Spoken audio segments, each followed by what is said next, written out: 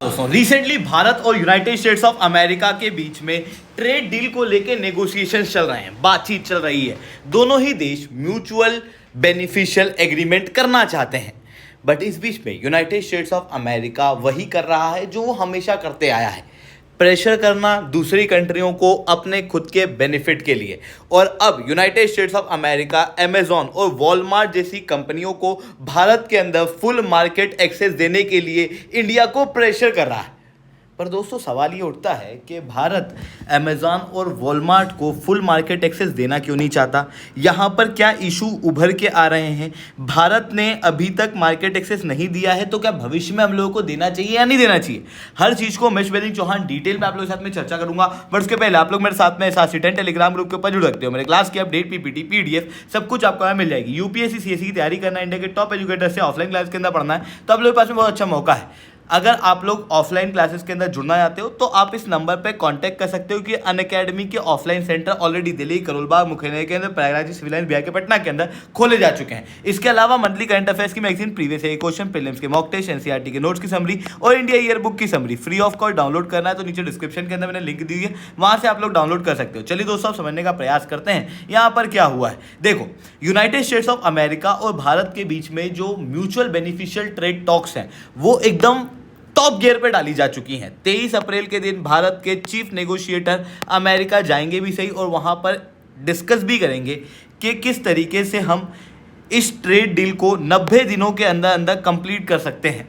Even एक broad मसौदा भी दोनों देशों ने बना के तैयार कर लिया है। बट यहां पर एक बड़ा इशू सामने आ रहा है। United states of America e commerce कंपनियों को भारत के अंदर फुल मार्केट एक्सेस देने की बात कर रही है, पर भारत ने अभी तक यूएस की या फिर दुनिया में किसी भी और कंट्री की ई कॉमर्स को भारत के अंदर फुल मार्केट एक्सेस नहीं दिया है, क्योंकि भारत के अंदर एक बड़ी एमएसएमई है। आप सब लोग जानते हो, अगर कोई व्यक्ति कोई जॉब नहीं करता, जिसके पास में खेती नहीं है, तो वो क्या करेगा? वो अपनी खुद की एक दुकान खोल लेगा। आपको करोड़ों लोग भारत के अंदर इस तरीके की छोटी छोटी दुकान चलाते हुए, गृह उद्योग चलाते हुए दिखाई देंगे। उन्हीं को हम कहते हैं एमएसएमई, और ये भारत की ओवरऑल जीडीपी का 30% है और भारत के अंदर एक बड़ा एम्प्लॉयमेंट क्रिएट करता है। अब अगर अमेज़ॉन को मैं अलाउ कर दूं भारत के अंदर सामान बेचने के लिए कि खुद ही सामान लाओ, खुद ही बेचो, जैसे एमएसएमई करती है ना, वैसा कर दें, तो अमेज़ॉन इतने डीप डिस्काउंट देगा कि उनकी इकोनॉमिक ऑफ स्केल की वजह से ये जो एमएसएमई सेक्टर है ना, ये सब बंद हो जाएंगे। नए स्टार्टअप भारत के उभर नहीं पाएंगे। इस वजह से हम लोगों को कुछ रेस्ट्रिक्शन ई कॉमर्स सेक्टर के ऊपर लगानी पड़ती है। इसको ऐसे एग्जाम्पल के रूप में समझो।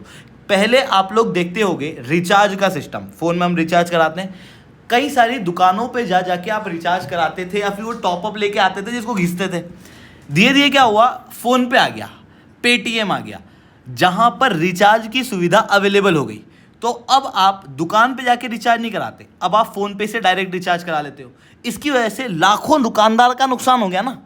सेम अगर ई कॉमर्स को हम लोग अलाउ कर देंगे तो उसकी वजह से भारत के अंदर एमएसएमई का नुकसान होगा। इसी कारण से हम फॉरेन की ई कॉमर्स कंपनियों के ऊपर कुछ रेस्ट्रिक्शंस लगाते हैं, ताकि एमएसएमई का नुकसान ना हो बल्कि एमएसएमई का बेनिफिट हो।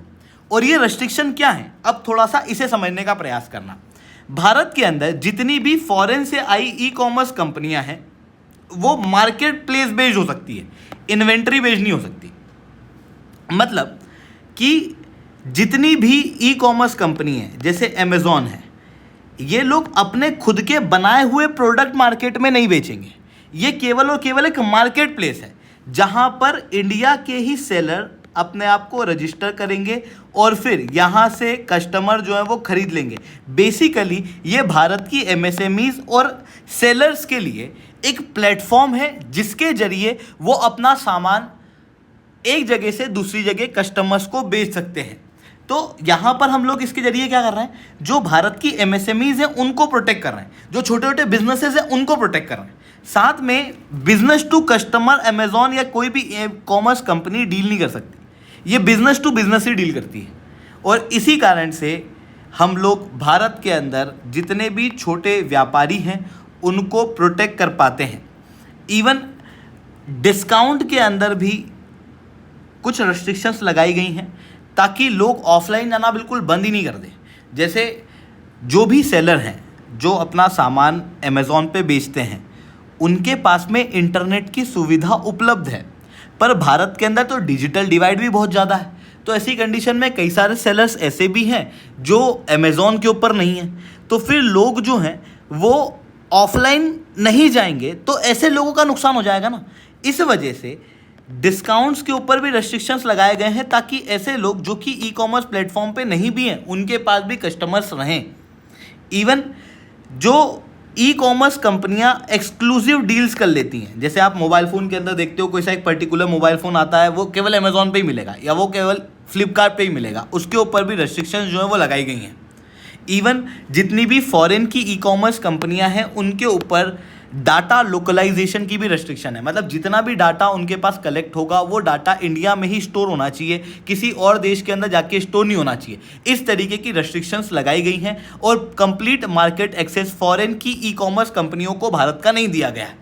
पर यूनाइटेड स्टेट्स ऑफ अमेरिका अपनी ई कॉमर्स कंपनियों के लिए भारत का फुल मार्केट एक्सेस चाहती है, क्योंकि एक तो यूएस के पास में बहुत बड़ी बड़ी ब्रांड्स अवेलेबल हैं, अमेज़ॉन है, वॉलमार्ट है।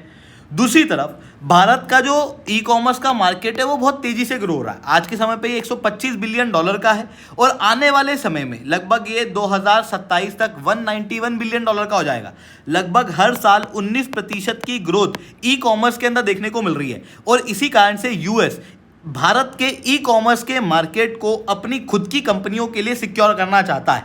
और ऐसा ये कोई आज से नहीं कर रहा, ये सालों से कर रहा है। वर्ल्ड ट्रेड ऑर्गेनाइजेशन के अंदर भी भारत के लगाए गए रेस्ट्रिक्शंस के ऊपर 100 सवाल यूनाइटेड स्टेट्स ऑफ अमेरिका द्वारा उठाए गए, पर भारत यहाँ पर अड़िग है, क्योंकि भारत को ऑब्वियसली हमारे छोटे सेलर्स के बारे में सोचना पड़ता है।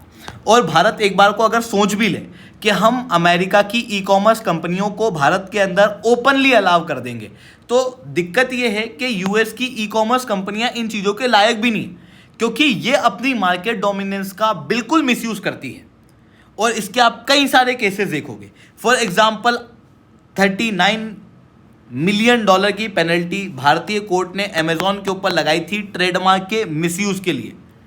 Even exclusive deals, deep discounts, खुद ही के सेलर्स का प्रयोग करना, इस तरीके की माल प्रैक्टिसेस अमेज़ॉन जैसी कंपनियों के द्वारा की जाती हैं, जो कि इंडियन लॉ के अनुसार गलत है। इवन ये कंपटीशन को ख़त्म करने का प्रयास भी करते हैं। इसी कारण से कंपटीशन कमीशन ऑफ इंडिया के पास में भी इनका केस चल रहा है। ईडी ने भी रेड कई सारी लोकेशंस के ऊपर मारी हुई है। तो ये चीज़ें यहाँ पर देखने को मिलती है। इसी कारण से भारत जो है वो अमेरिकन कंपनियों को भारत का कंप्लीट मार्केट एक्सेस नहीं दे सकता, क्योंकि इसकी वजह से ओवरऑल रूप से इनइक्वालिटी भारत के अंदर बढ़ेगी और जितना भी बेनिफिट है वो अमेरिका की ई कॉमर्स कंपनियां लेके चली जाएंगी और भारत के जो छोटे छोटे सेलर्स हैं वो नुकसान में चले जाएंगे। तो ये चीज़ें यहाँ पर देखने को मिल रही है। आई होप ये सारी बातें आपको समझ में आई होंगी। लेक्चर अच्छा लगा हो तो लाइक करना, लेक्चर बहुत अच्छा लगा हो तो नीचे कमेंट करना। यूपीएससी सीएससी की तैयारी करना, इंडिया के टॉप एजुकेटर से ऑफलाइन क्लास के अंदर पढ़ना है तो आप लोगों के पास में अच्छा मौका है। अनअकैडमी अब केवल ऑनलाइन ही रहा है, अनअकैडमी ऑफलाइन भी आ चुका है। हमारे सेंटर्स ऑलरेडी खोले जा चुके हैं। अगर आप जुड़ना चाहते हो तो इस नंबर पे कांटेक्ट कर सकते हो। इसके अलावा मंथली करंट अफेयर्स की मैगजीन, प्रीवियस क्वेश्चन, प्रीलिम्स के मॉक टेस्ट, एनसीईआरटी के नोट्स की समरी और इंडिया ईयर बुक की summary free of cost download करना तो नीचे डिस्क्रिप्शन के अंदर मैंने लिंक दी हुई है, वहां से आप लोग डाउनलोड कर सकते हो। ठीक है दोस्तों, आज के इतना ही। That's all from my side. जय हिंद, जय भारत।